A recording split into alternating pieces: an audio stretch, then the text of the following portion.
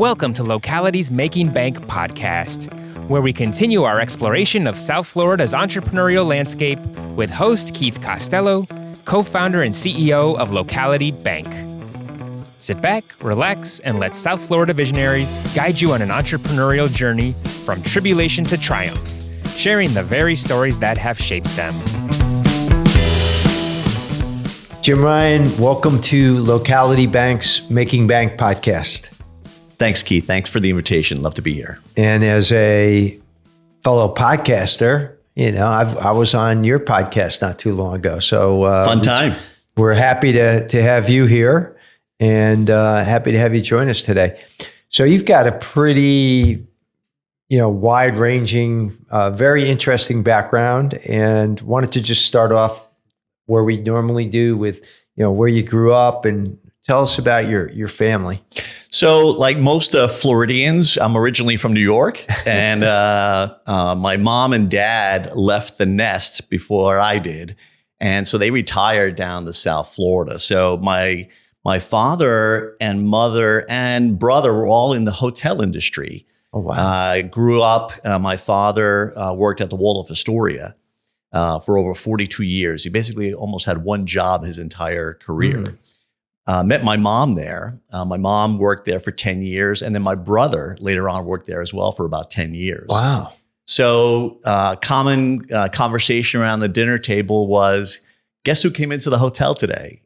And it was great because we saw they were involved with a lot of celebrities, politicians, presidents. My dad met the Pope.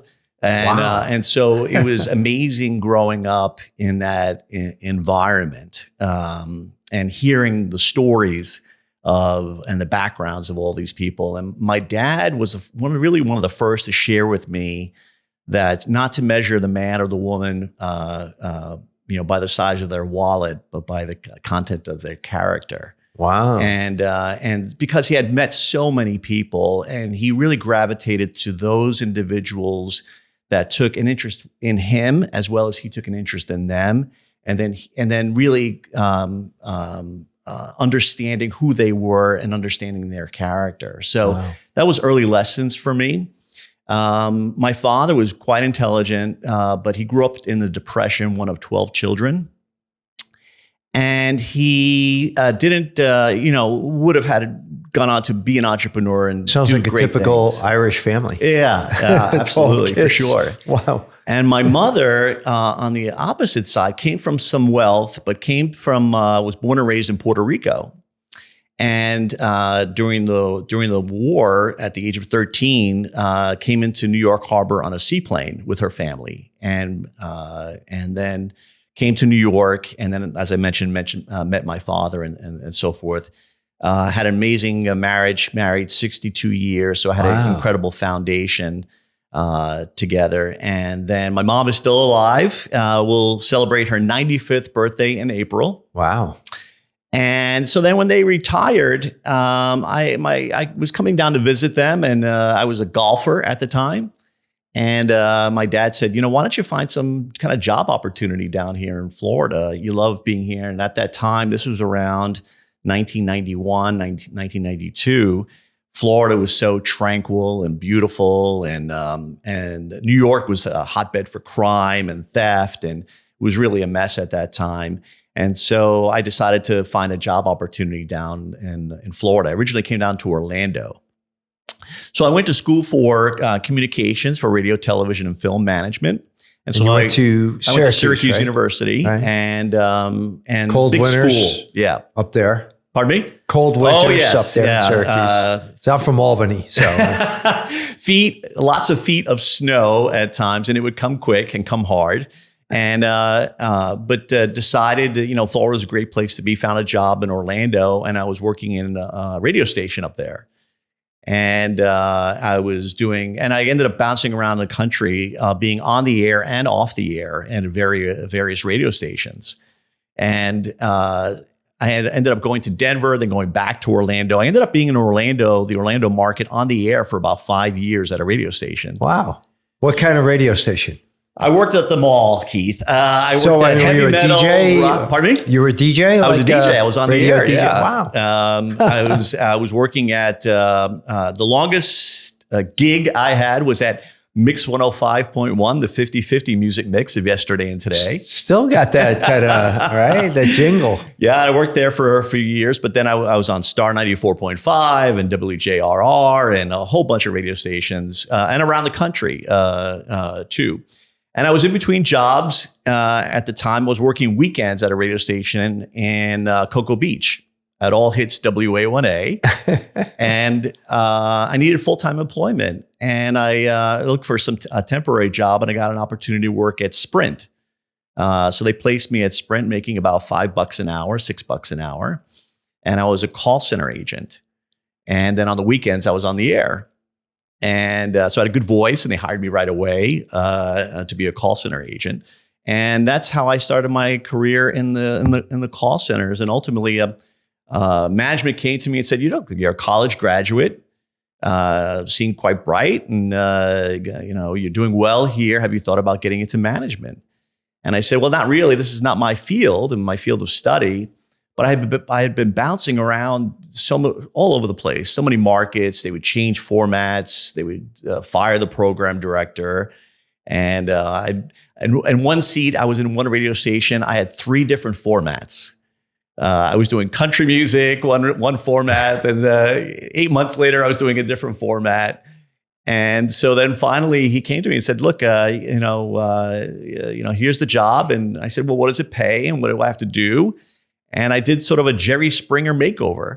And I came in with a tie, I cut my long hair, and I got into the business world. And that's kind of how I started. And then right place at the right time. And that was with Sprint. With Sprint, okay. Yeah, and then I received 4 promotions in 4 years.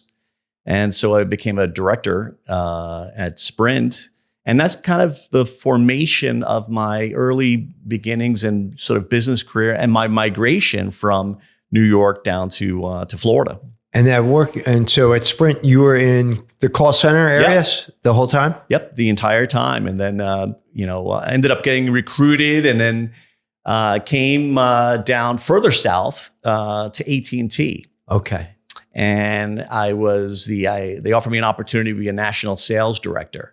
AT&T at one point was the largest cable operator in the United States for about almost 3 years. Acquired Comcast acquired TCI and Media One. Okay.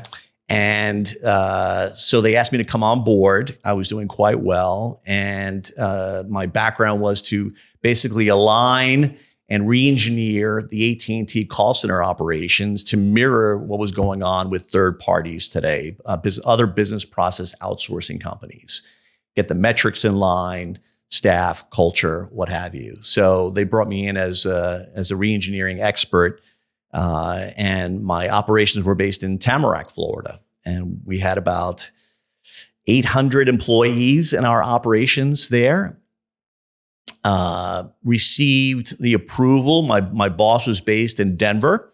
Received the approval to build potentially the largest operations here in South Florida back in 2000. To hire about a little over 2,000 employees, Floridians. And I had the blueprints on my wall for a campus style environment. Beautiful. And then my boss called me and said, "Jim, I want to let you know that I've been laid off, and you and your division are next." Oh my God. Welcome to corporate America, right? And Keith, I will tell you, I felt I was really at the top of my game because I was receiving these promotions, advancements. I was seen in the industry as a leader of change, running, this AT&T operation and then, going to do quite well in building this wonderful compound here. And so I said to my wife at the time, I thought this was going to be a cradle to grave job. And we had just had a new baby. And I said, I'm scratching my head going, I don't really know what to do next here. Where do I go? Talk about a format change. That's right. And exactly, just, here we go again in a different environment. And so I had a couple of job opportunities, VP at Comcast, and a couple of other opportunities I looked at. And then I said, you know what? I'm at the top of my game here. I think I could do this on my own and be an entrepreneur. At that time, there were the idea of mentoring, business accelerators, incubators, and it really didn't exist here at all in Florida. So I didn't know who to turn to. And so my wife at the time, this was my first wife, my wife at the time said, why don't you talk to my boss? He's got a startup company, software company that he's running, and he had white hair. And for me, that was a litmus test. Now I'm the one with the white hair. But that was a litmus test for some measure of success at the time. And so I went to him. His name was Bob Nelson, and he became my first mentor and advisor and really helped me a great deal in sort of putting together the business plan and putting together the original organization of what was at that time Talk to Rep, which was my legacy company. Now we've rebranded about 9-10 years ago to OutPLEX. Mm-hmm. And so I opened the doors in that business right around 9/11. Not the best time to open up a company. So I had a couple of shareholders at the time when we were tossing the football around because nobody wanted to talk business and really thought, as you remember, thought it was World War III. And those were tough days.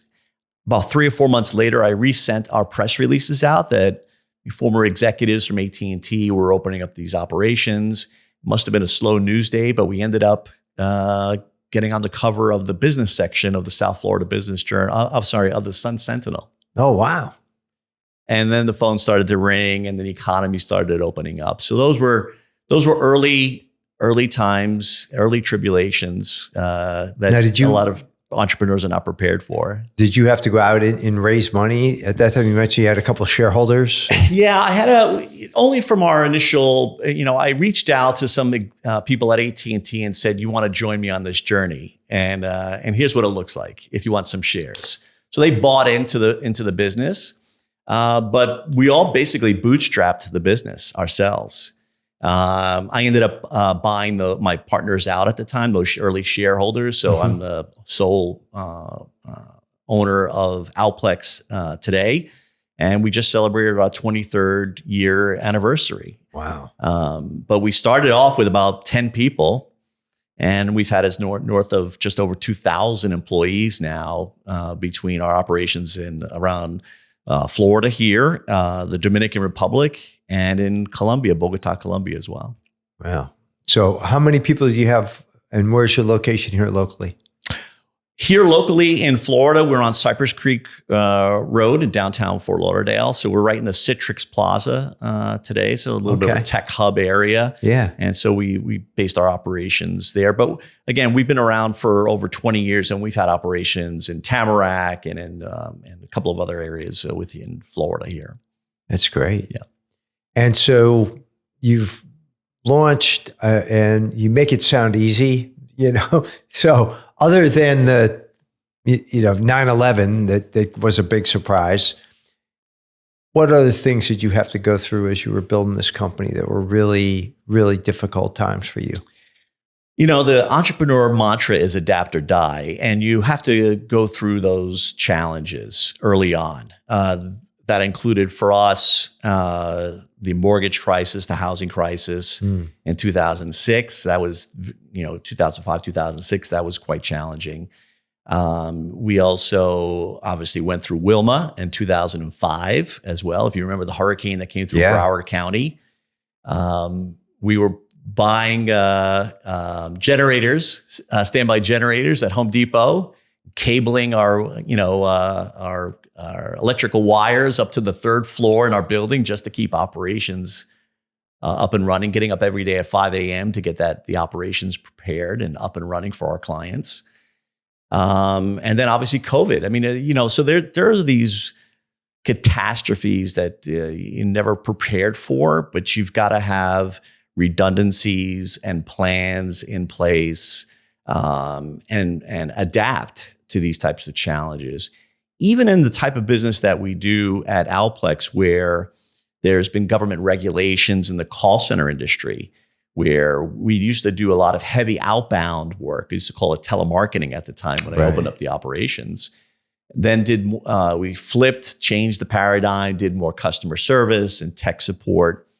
And then in 2018 was one of the first companies globally to deploy a digital bot effort.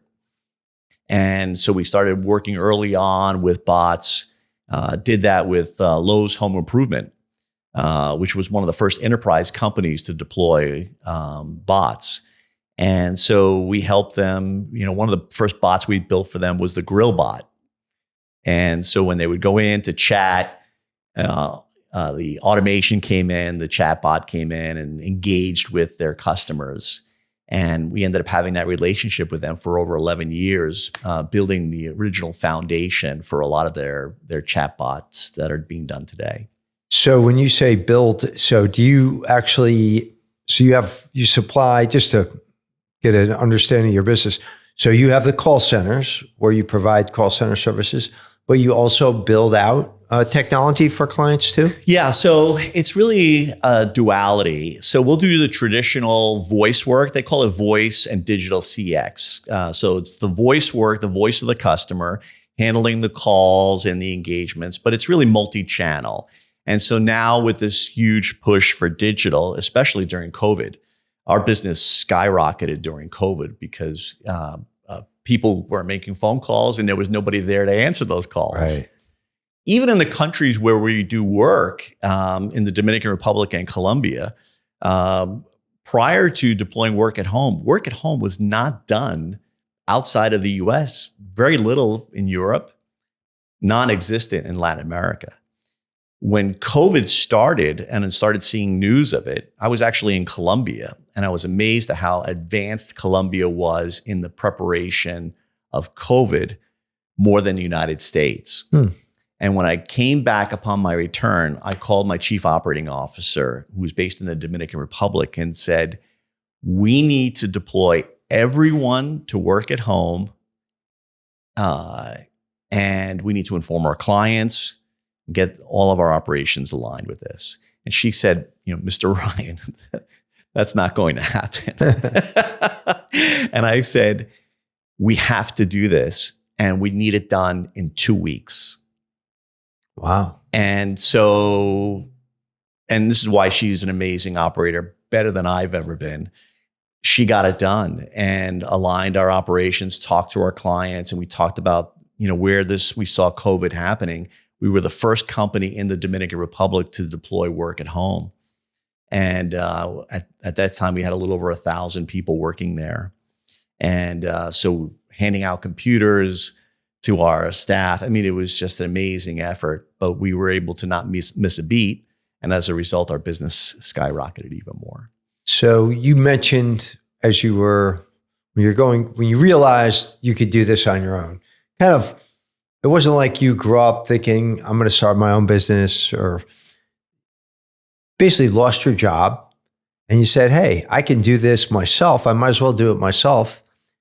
But then you had the help of, and I forget the gentleman's name you mentioned, the mentor. Bob Nelson, yeah. Yeah, so tell us about, what did Bob do for you that was really impactful? Yeah, so Bob and I, we continue to have an amazing relationship today. We've been together for over 25 years. We go boating together, and we've traveled together.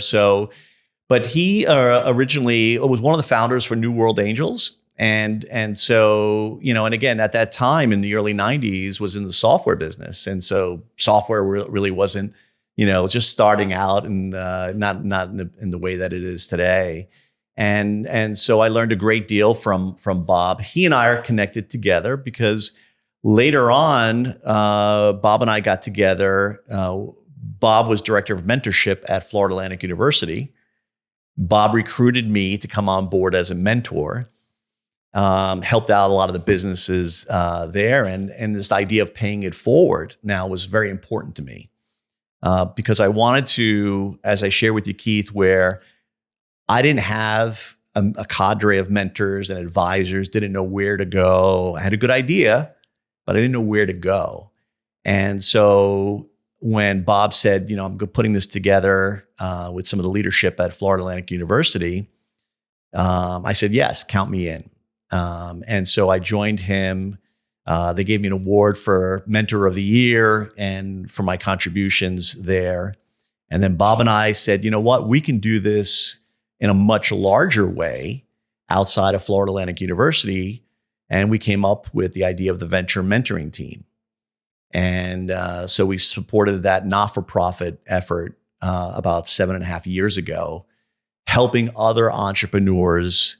And now globally, we have over 250 mentors, adding on about 15 per month.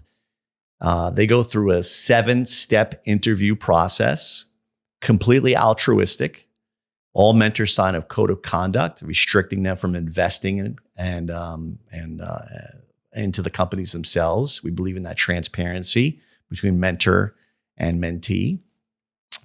And we work with many universities, most of them throughout the state of Florida, and then again globally and all over right now, and growing rapidly. So it's quite an exciting venture. That's a not-for-profit organization that I'm now board member for, co-founder. That you and Bob started. That Bob and I as started a result of this kind of interaction that you two had. Right. Wow, that's exactly great. Right. And then what was so you did this?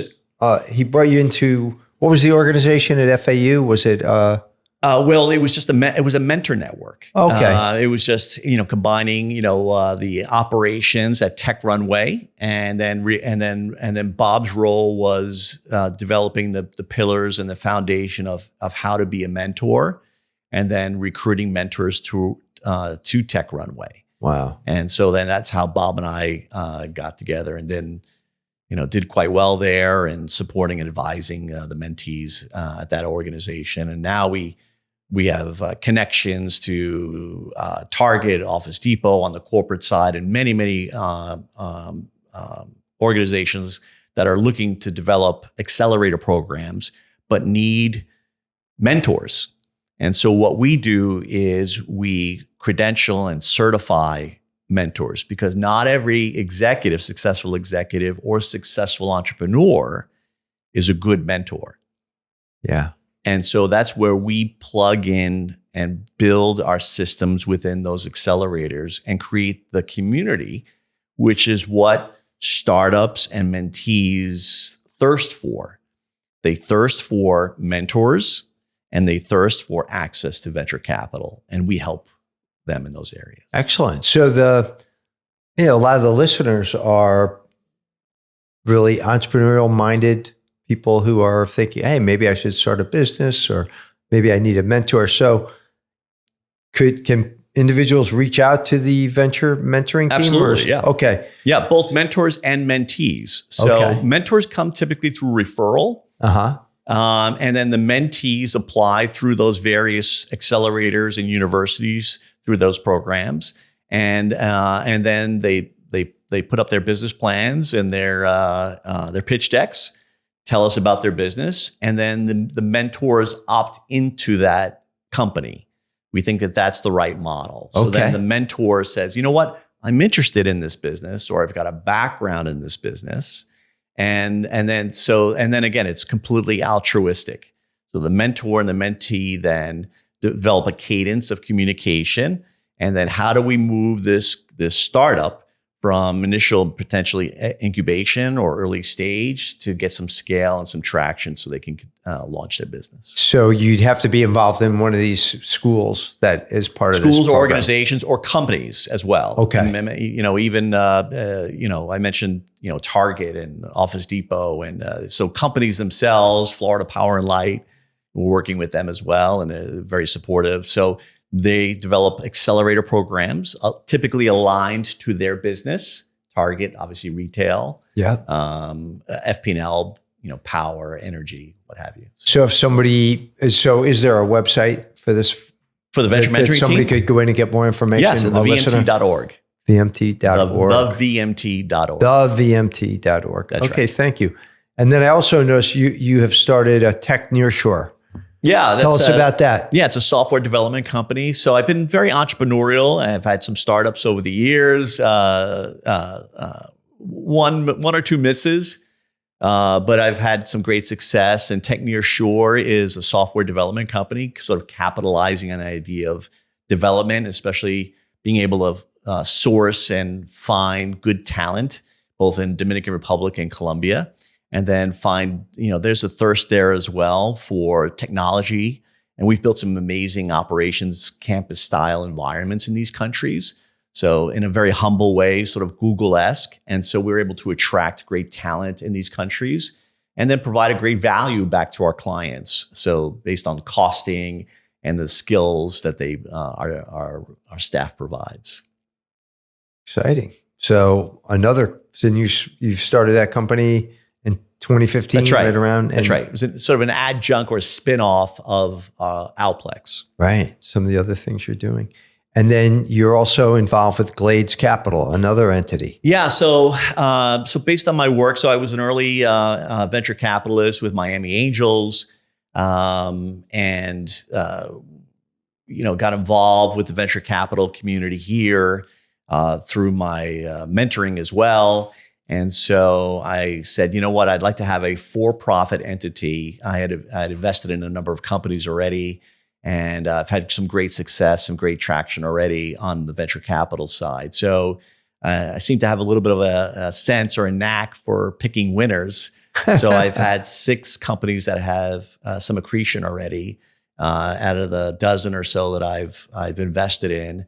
And then work with Florida funders and a number of my friends and colleagues in the various, to either syndicate some VC and give some financial muscle to some of these startups that are lacking in this area in South Florida. So that I'm very focused in on advising and supporting startups, both on a for-profit side and on a not-for-profit side here, specifically in South Florida, so I can create that relationship, advise them in a way that I can, on the for-profit side, that obviously I can have some multiple on potential exit. So you do both. You do mentorship where you say, hey, there's no involvement. That's right. No capital investment, and others where you actually get involved and fund them and work with them. That's right. Ones that might be more aligned to my thesis. Yeah. Our Glades Capital, we have a thesis, early stage, a little less than $1.5 million, $2 million in revenue, some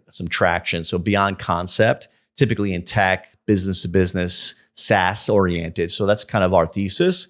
So things that are sort of outside of that, Keith, I'll help out in a not-for-profit way or refer them to the venture mentoring team and then not have a direct involvement with that company. It's exciting. So you've got your hands in a lot here, really, in South Florida. I'd say you're probably involved in all of the major organizations that are involved in startup funding, startup mentorship. Is that pretty accurate? Yeah. And that's been part of your MO in terms of how you want to operate here in South Florida? Absolutely. I love it. Because entrepreneurship startups create communities. And, we learned, haven't we recently with COVID, that we can't be a one-trick pony with tourism and real estate. We've got to have other areas, other verticals, attract talent, attract skills, get the colleges, high schools involved in looking at areas to promote job opportunities here. And entrepreneurship is a great way for ultimately successful entrepreneurs to create jobs.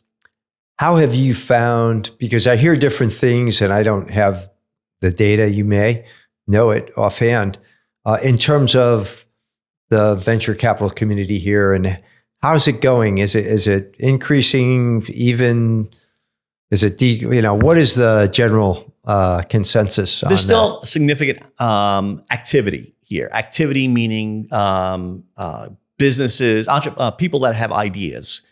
There's interest. There's also more avenues for them to launch their business. Many more accelerator programs now. If you have an idea and you have a business, there are channels by which here that you have at your fingertips that can help you with mentorship, access to venture capital and so forth. Didn't exist more than 10 plus years ago. Yeah. Now there's a plethora of channels for you to accelerate your business. So in the end, right now, there seems to be less dry powder. Money's available on the venture capital side, economy, but what we're seeing is as companies are going for the Series Bs and the Series Cs and so forth, if they're exhibiting traction, venture capitalists are ponying up money to help accelerate those businesses. So you can't just have like a great idea. You've got to have some traction. You have to execute. If you're not executing, it's very, very difficult, near impossible to get any money today. So generally, you've got to be showing some revenue, ability to grow revenues and kind of a product market fit to the point where you're seeing that occur. That's exactly right. Yeah. Good. So I noticed like one of the companies you're involved with, Chipmunk, I'm familiar with, they've been a pretty big success, right? Yes. Jan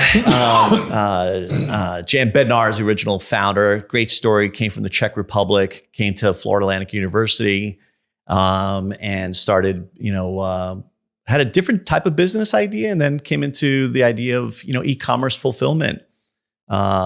Instead of going to Amazon, go to Chipmunk. And so quite successful in that endeavor. And then I helped his business. He gave me some shares. So I was very generous of him. And then I bought into his through several rounds that he's gone through. Incredible. Now his valuation is a little over close to $790 million right now.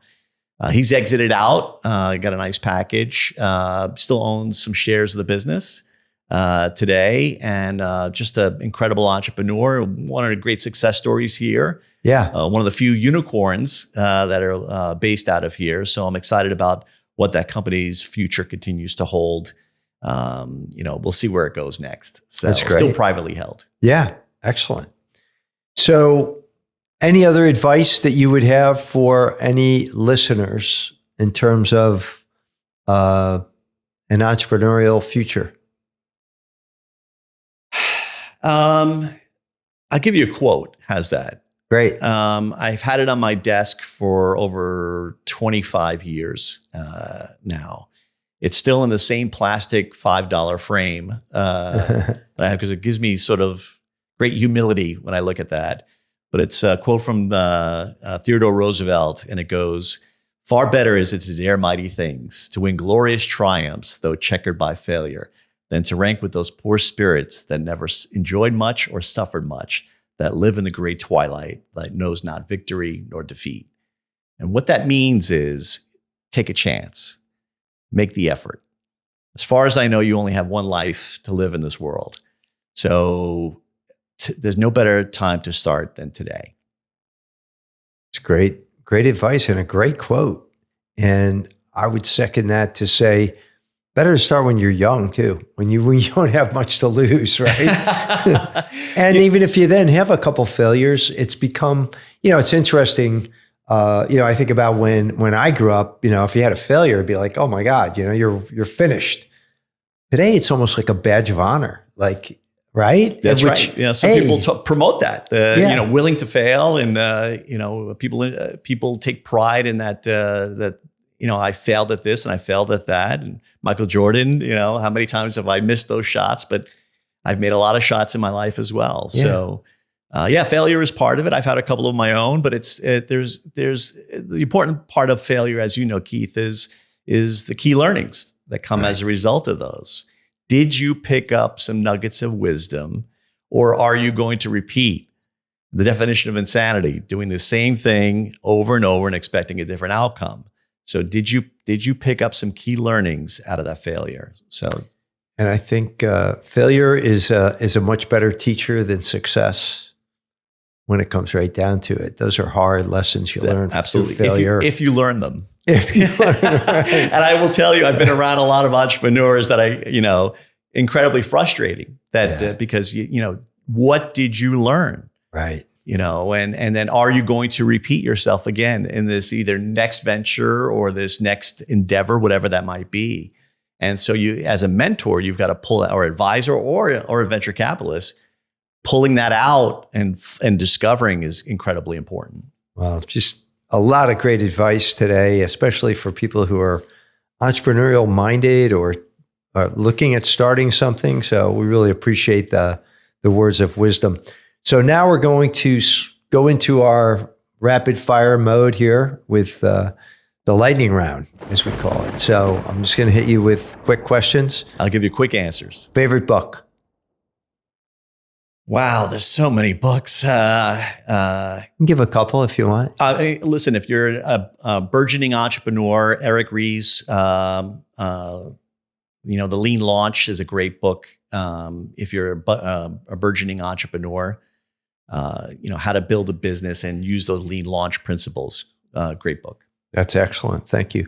How about, is there a song, like you're a radio guy, so you have to have a song that's like one theme song that is like it for you? I have such an eclectic taste in music, so I'll listen to all kinds of music. But how about Billy Joel, New York State of Mind? Oh, that's a great one. Reminds me of my humble beginnings and my. I'm a proud Floridian, but I love going back to New York and for the food and the culture. So it's a great town. What's the best piece of advice you ever received? Besides buy low, sell high, I think I mentioned earlier, and when we started our podcast, about my father sharing with me early on about measuring the individual, very similarly, not by the content of their wallet, getting to know the individual. Doesn't matter if they're rich or poor, black or white, but understanding the content of their character. That was always great advice to my father, and I stay with it today. Very good. So in your business, like in the call center business, AI's a big thing. Right? Huge. So do you view that as more opportunity or more threat? So we can have an entire conversation on this, but I will share. Look, the godmother of AI, Fei-Fei Li, and the godfather of AI, affectionately known, Jeffrey Hinton, talks about this. I really encourage people to source them, find out more about it, because they really helped the foundation with ImageNet and how they built, and which ended up leading to ChatGPT. They are both, Fei-Fei is optimistic, but there is a possibility that this could be negative. Hinton is in a more of a darker place, and as well as Elon, Sam Altman, and some of the founders. It's a mixed bag there at OpenAI now. I would share with you that I think that there's several areas that are going to be, and this is not going to be so lightning, but I'll share with you, it's the weaponization of AI that's going to be concerning. It's job displacement of AI that's quite concerning. It's fake news and this ability to forge information and our content is going to be quite concerning. And then the fourth area, which I think is ultimately concerning, and this is where Hinton talks about it, is the existential threat of AI, where AI itself then can replicate and create subgroups within itself that has an alternative agenda that what you set it out to be. And that, in the hands of people that might be nefarious, could be quite dangerous. And so I really encourage people to seek out the information and kind of understand it, because AI right now, we're in the fourth industrial revolution.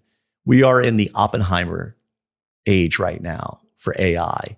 And the more people understand it, the more people get involved in it, and government as well. People will be voting on these things. So I would offer to make sure people educate themselves on the pluses and the deltas, the potential challenges of what AI brings. So that was more than 30 seconds, but that's fine because that was a great answer and some really good information about AI. If you could have dinner with anyone living or dead, who would it be? Besides you and your lovely wife, Keith, I would say... and we're going to do that. I would love that. Yeah, wow. There's just so many living or dead. Right now I would say Elon Musk would be alive. And then in the past tense, one of the founding fathers I think would be pretty incredible. Cool. Some of the signers there. What travel destination is on your bucket list? Yeah, my wife and I just went to Ireland, and that was we spent 10 days there in Ireland. It was a beautiful trip, and that was on our bucket list. We just talked about it. We're going to Italy. I've been to Italy before. My wife hasn't been. My second wife hasn't been. So we're excited about it and taking our kids. The 8-year-old and the 6-year-old, they did so well in Ireland. That was our first European trip with them. So they set the bar, and we're willing to go again, and we're going to Italy early summer. Awesome. Yeah. That's going to be great. So what's a new skill that you're learning? So continuing to advance ChatGPT and AI, that's really where my focus and attention is right now. I'm seeing a ton of startups, and the more I'm educated in the AI space, the better mentor I'll be, the better investor I'll be. And then this is where we're at today, the epicenter. And what's your favorite way to stay healthy and active? Work out with my wife. I was originally a gym rat. Okay. I know you are, and working out. And then my wife has now become the gym rat. So she actually goes more often than I do. And so she pulls me to come along, and that's we enjoy working out together. That's our time. Great. And how can people get in touch with you? So great question. I would say LinkedIn is probably the easiest. Glades Capital for if you want to interested in funding your startup. GladesCapital.com, would that be? It's actually glades.capital. Glades.capital. Glades.capital. Okay, that's correct. And then the venture mentoring team, the vnt.org, if you're interested in not-for-profit, help your company start up with mentoring. OutPLEX, if at the enterprise level, and TechNearShore, OutPLEX.com and TechNearShore.com as well. All right. Yeah. It's been great having you on, Jim. We great to see you, my friend. Thank you so much for the invitation. Absolutely. Thanks for tuning in to Locality's Making Bank podcast. Be sure to subscribe on your favorite podcast platform to catch the latest episodes, and visit localitybank.com today to learn more about all the benefits of banking local.